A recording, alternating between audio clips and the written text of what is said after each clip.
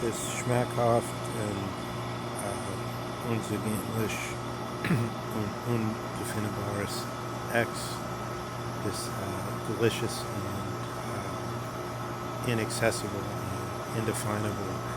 X, which stands behind the phenomenological object, we can think in analog with the VR notion of reality. This goes along with Heidegger's criticism of the most piercing phenomenology of Husserl as being on an analogy with sense data, so that the mind is supposed to be gathering this precipitant onflow of what's coming from the film projector, as it were, of the unzugängliche undefinbar Chris X, of this inaccessible film projector. Something is wafting forward and sparkling as droves of birds that dive into it and reflect off its flowing light. The other side of this is then the so-called conscientia version of it. I don't mean the Thomistic sense of conscientia, where the moral conscience is co-present with the experiencing being in some sense. Somehow this difficulty comes close to the problem of what's happening when animals are either intergenerationally more tame around human beings or more fearful of human beings. How is that happening? This doesn't seem to be covered by epigenetics in any clear way.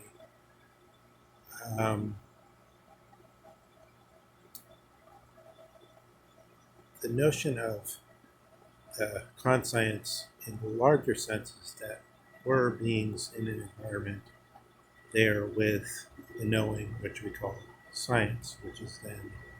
the discovery of certain regularities in the object or outside world. Thereby, it's assumed that we're, as it were, on the same plane as the object of our study, as bodies, as animals, as alongside what physics studies as bodies, as minerals, or in its terms, mass and energy. These two approaches, which in a very specific way would be analog to Jung's introvert and extrovert views, but that's just one way of reflecting the notion. Can always be thought on any occasion. We can switch back and forth between thinking in terms of ourselves as being on the site and there to switch things around, or rather that there's a solipsistic consciousness, which is everything, which nonetheless assumes itself, since it in this Berkeleyanian way, or Berkeleyanian, Bishop Berkeley sense, it isn't solipsistic only because it naturally assumes that the other beings exist within its, nonetheless, if it has to, for itself, verify what universally makes sense, what makes sense to itself and to others, it must do it in its own solipsistic space, its own space. But within that space, it still assumes the reality and existence of others and not this problem which arises through the non-phenomenal way of looking, which is the way we just went through with the consciential way of assuming to be there alongside. I think partially because Nietzsche, the reason Zizek is unable to approach Nietzsche is because he's thinking on the conscience side, the side that we're on the same level as the object of our knowledge in some sense, and no different than it. If you're on that side, it's hard to see how things looked from the earlier philosophic side, which is where the Nietzsche's standing prior to, and this is somehow concomitant to the change from focusing on what makes sense in thought to experiment in this specific sense of sort of a coincidence of agreement of supposed to be competent observers with regard to obviously external events, which can then be called objective. On a side note, I think it's interesting how there seems to be a kind of homage, which is at the same time slightly distasteful to Mr. Zizek in this Orpheus or Dream Master character of the Matrix film, the latest Matrix film, coming out of the toilet, and then he directly makes a reference to Mr. Zizek with the standard Hegel quotation, the farce, and first is tragedy, then is farce. Here we have, instead of the grand character of Larry Fish or Larry Fishburne, somehow like the Joseph Campbell leveled archetype notion that every being that ever existed must have had the same experience that we have now,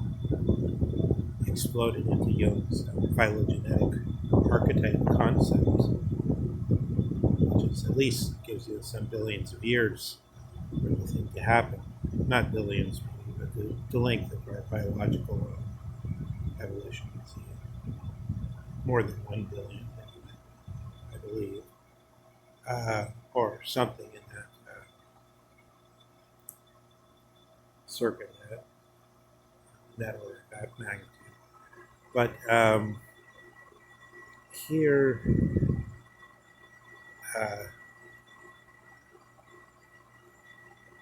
we see this problem where the coincidence of the absolutely popular culture and its sort of encouragement to the utmost, that these huge money-making films, and coming closer and closer to a genuine parity, as it were, with Mr. Zizek, who, aside from Habermas, stands as the state philosopher or as the arbiter of ideology and meaning for I can't say, but I would say for a considerable number of the people that are going to be the most urgent and influential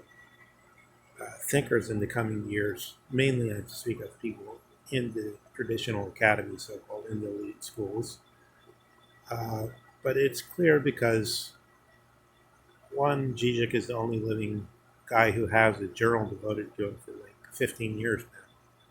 which means you have a lot of people that are seriously devoted to studying his work, who are in turn